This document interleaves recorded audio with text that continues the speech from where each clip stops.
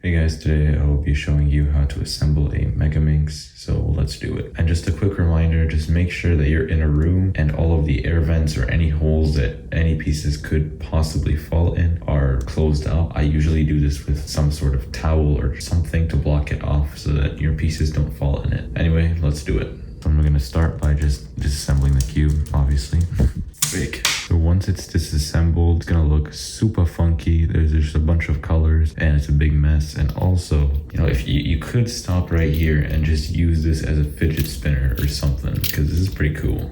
Not gonna lie, I would buy a Megaminx just to keep the core like this, because the core on a Megaminx looks really cool. So now the principles of assembling this kind of are the same as solving it, where solving a Megaminx is like pretty much a 3x3 and putting it together is pretty much a 3x3, but just more. So I'm going to start by putting this piece in between these two centers, and then you can try and kind of make like a star. So once you finish this step, it's going to look like a star, believe it or not. And then the next step is to build the first two layers, just like F2L. So it's very similar to a 3x3. So you just get some corner pieces and some edge pieces, and they go in like this. So slide the corner in first and then the edge to support everything. The way I recommend doing this is just putting it face down and then kind of tilting it and very gently trying to put the pieces in.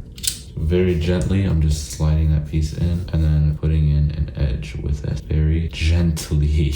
Epic. I do that with all of them. So now we have done the first two layers. So the next step would be to get an edge in between these two and then just kind of fill it in. So I've got an edge in here that I'm just pointing with my thumb. I'll just grab a corner like this, slide it in, and then another edge, and then kaboom. Alright, so now I have completed all of these second cross pieces. I don't really know what you would call these, but like it's just building up so that you can make more F2L slots. Alright, so and then obviously the next step would be to get the corners and then the edges in between here. Alright, once you're done that, you only have one part of the fidget spinner left. No. So the last layer is very similar to a 3x3, of course. What I recommend doing is getting every edge in except for one, and then we can go from there. Alright, cool. Now we've made part of a star. Very cool. So now what you should do is just basically get every single corner in. So start with these three, and then do these two, and then we'll get the last edge in. Alright then, now this is the last edge that needs to go in. It's not the same as a 3x3 because it's like indented, or it goes in, so it's harder to get in. You just have to push. Frick. Okay, cool.